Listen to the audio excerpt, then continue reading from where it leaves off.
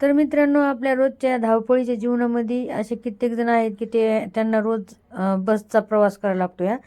आणि त्यामध्येच आहे ना, असे काही नालायक लोक जर भेटले ना, खरंच आई शपथ खूप राग येतोय. आणि काही काही बायका तर असे भेटतात ना की असं वाटतंय जसं काय त्यांच्या बापाचीच बस आहे किंवा त्यांच्या मग आता म्हणले असते.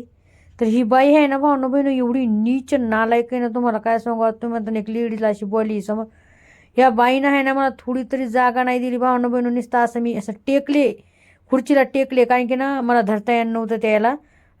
जे नाही का आपण असं उभारून पट्ट्याला धरतो ते धरता येणार नव्हता. तर ह्या बाईंना मला असं थोडं तरीसुद्धा असं टेकून नाही दिलं. जसं काही हिच्या बापाची बस ही काय मेल्यावर सोबत घेऊन जाणार आहे का काय काय माहीत. मला तर वाटतंय नक्की ही मरणार आहे आणि ती बससुद्धा सोबत नेणार आहे. तर बाजूला एक मुस्लिम बाई होती, तिनं ना, मी सगळ्यात पहिले मी जेव्हा बसायला आलते ना, तर तिनं मला बसू नाही दिलं. काय बोलती नाही इथं कंडक्टरची जागा. आणि जेव्हा ती मुस्लिम बाई आली ना, तर तिनं तिला बसू दिलं. आपल्या ह्याच्यात काही हे नाही, जाती याचा कोणाचा हे नाही, आपल्याला दोष नाही करायचा. पण किती काही काही नालायक लोक असतात आणि किती बायका असतात. बरं ते झालं, जे कंडक्टर होता का तो पण इतका नालायक माणूस होता ना, तुम्हाला काय सांगू.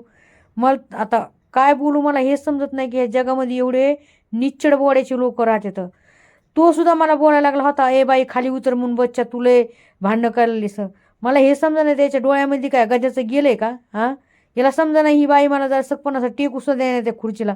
असं वाटायला होतं यांच्या दोघांच्या पण तोंडामध्ये अशा थुतरीमध्ये वाढावं ना, असं चप्पल गुहानी भरून सही ना यांच्या तोंडामध्ये वाढावं दोघायच्या पण, त्या माणसाच्या आणि त्या कंडक्टरच्या आणि त्या बाईच्या.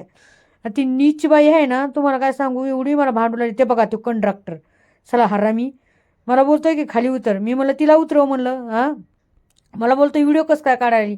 आता मी दाखवायला होती, ती बाई काय म्हणाली की ही मला धक्का देईल. मी धक्का पण नाही दिला, म्हणून मी दाखवायले होते व्हिडिओमध्ये की बघा भावना बहिणो, मी त्या बाईला धक्का पण नाही दिला. पण याचा माधामध्ये असा उठू लागला होता, मला तर वाटतं तिचं आणि याचं काहीतरीच होतं, त्याच्यामुळे त्याला तिची एवढी कळ उठू लागली होती.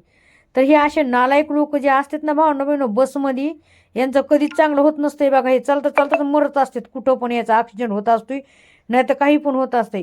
जेव्हा लोकाला विनाकारण दुसऱ्याला त्रास देते, यांच्या बापाची बस नाही आहे. आणि मला म्हणतो तो माणूस कंडक्टर, मला म्हणत होता खाली उतर. मी म्हणलं तुझी बस नाही आहे म्हणलं, सरकारची बस आहे म्हणलं, आणि तुला अधिकार नाही म्हणलं मला म्हणायचा खाली उतर म्हणून. तुम्हाला काय वाटते भावना बहिणो, एक एक कमेंट